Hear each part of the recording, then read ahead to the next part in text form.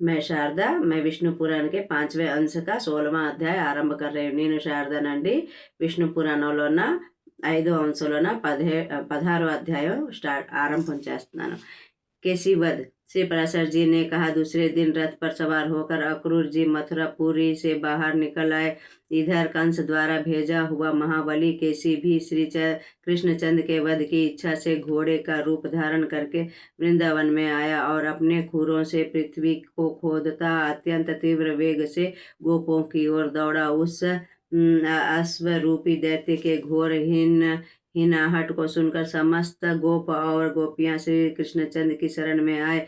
तब श्री कृष्ण ने कहा, उन्हें धैर्य धारण कराकर केसी को ललकारते हुए कहा, अरे दुष्ट, इधर आ. जिस प्रकार पिनाकधारी वीरभद्र ने पूषा के दंत उखाड़े थे, उसी प्रकार मैं तेरे सारे दांत गिरा दूंगा. अश्वरूपधारी दैत्य मुख खोलकर अपने नेत्रों को लाल करके उनकी ओर दौड़ा. भगवान कृष्ण ने उस समय अपने हाथ को लोह दंड के समान करके उसके मुख में डाल दिया. कृष्ण के बाहु से टकराकर केसी के गर्भ सभी दांत टूटकर बाहर निकल पड़े.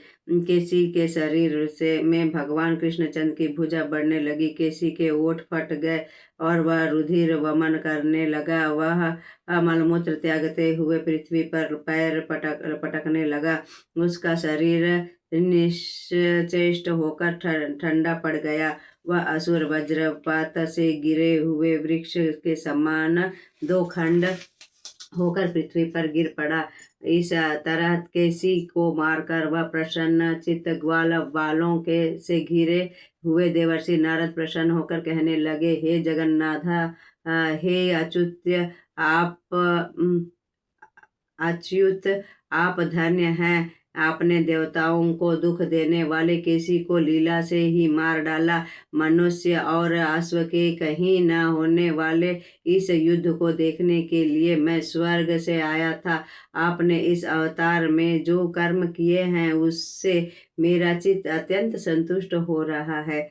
हे जनार्दन, आपने इस दुष्टात्मा केसी को मारा है, इसलिए आप इस लोक में केशव नाम से विख्यात होंगे. हे केसी निषूदन, आपका कल्याण हो. अब मैं जाता हूँ. हे पृथ्वीधर, कंस के मारे जाने पर आप पृथ्वी का भार उतार देंगे. तत्पश्चात नारद जी के चले जाने पर गोपगण से सम्मानित श्री कृष्णचंद ने ग्वालों के साथ गोकुल में प्रवेश किया.